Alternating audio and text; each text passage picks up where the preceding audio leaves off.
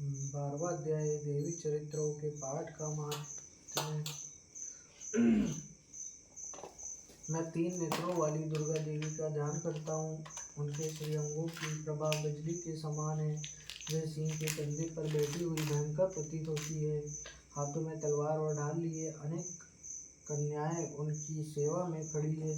वे अपने हाथ में चक्र, गदा, तलवार, ढाल, बाण, धनुष, पाश और तर्जनी मुद्रा धारण किए हुए। उनका स्वरूप अग्निमय है तथा वे माथे पर चंद्रमा का मुकुट धारण करती है। देवी बोली, देवताओं जो एकाग्रचित होकर प्रतिदिन इन स्तुतियों से मेरा स्तवन करेगा, उसकी सारी बाधा मैं निश्चय ही दूर करूंगी।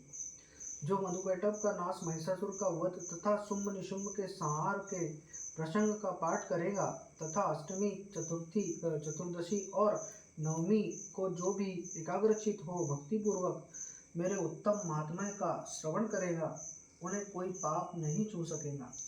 उन पर पाप जनित आपत्ति भी नहीं आएंगी। उनके घर में कभी दरिद्रता नहीं होगी तथा उनको कभी प्रेमी जनों के विछोह का कष्ट भी नहीं होगा भोगना पड़ेगा।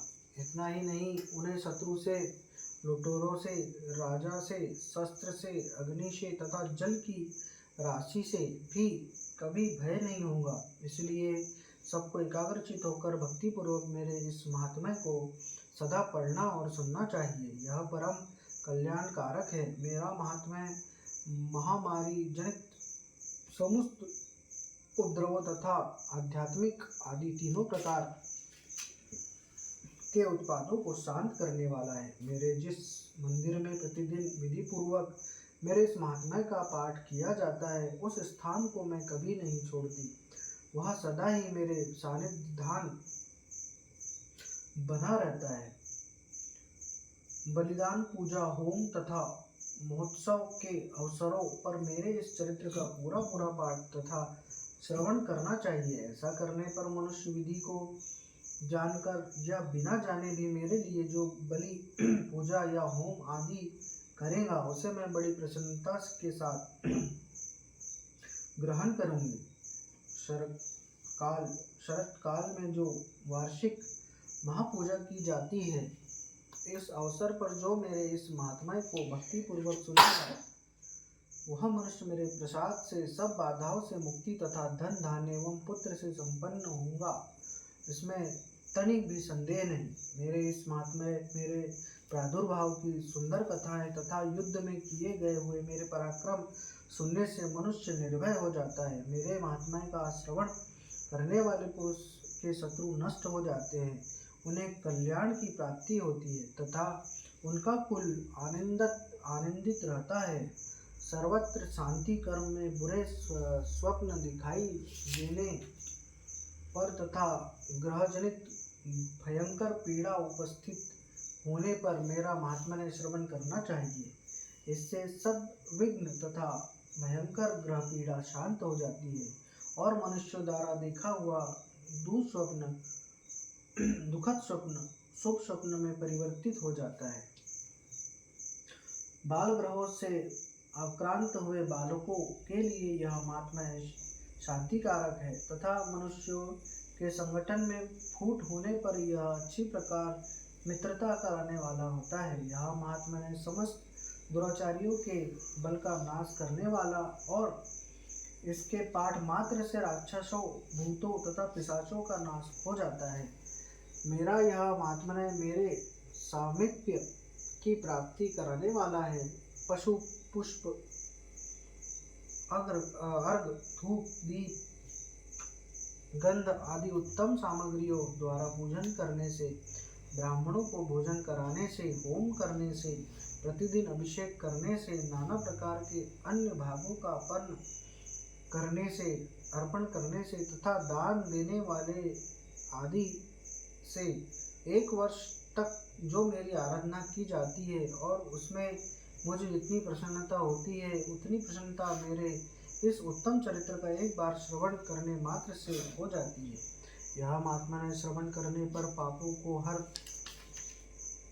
लेता और आरोग्य प्रदान करता है। मेरे प्रादुर्भाव का कीर्तन समस्त भूतों से रक्षा करता है तथा मेरा युद्ध विषयक चरित्र दुष्ट दैत्यों का संहार करने वाला है। इसके श्रवण करने पर मनुष्यों को शत्रु का भय नहीं होता। देवताओं, तुमने और ब्रह्म ऋषियों ने जो मेरी स्तुति की है तथा ब्रह्मा जी ने जो स्तुतियाँ की है, वे सभी कल्याणमयी बुद्धि प्रदान करती है।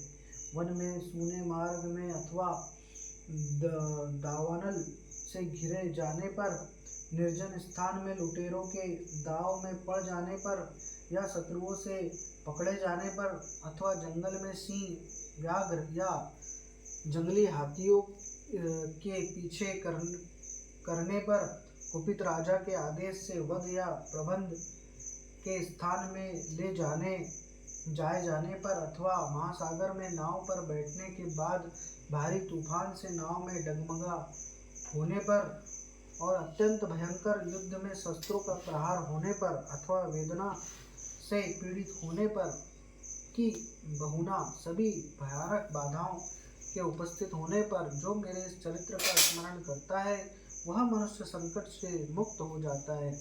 मेरे प्रभाव से सिंह आदि हिंसक जंतु नष्ट हो जाते हैं तथा लुटेरे और शत्रु भी मेरे चरित्र का स्मरण करने वाले पुरुष से दूर भागते हैं। ऋषि कहते हैं, यो कहकर प्रचंड पराक्रम वाली भगवती चंडिका सब देवताओं के देखते देखते वहीं अंतर ध्यान हो गई। फिर वह समस्त देवताओं भी शत्रुओं के मारे जाने से निर्भय हो पहले की भांति यज्ञ भाग का उपभोग करते हुए अपने अपने अधिकार का पालन करने लगे।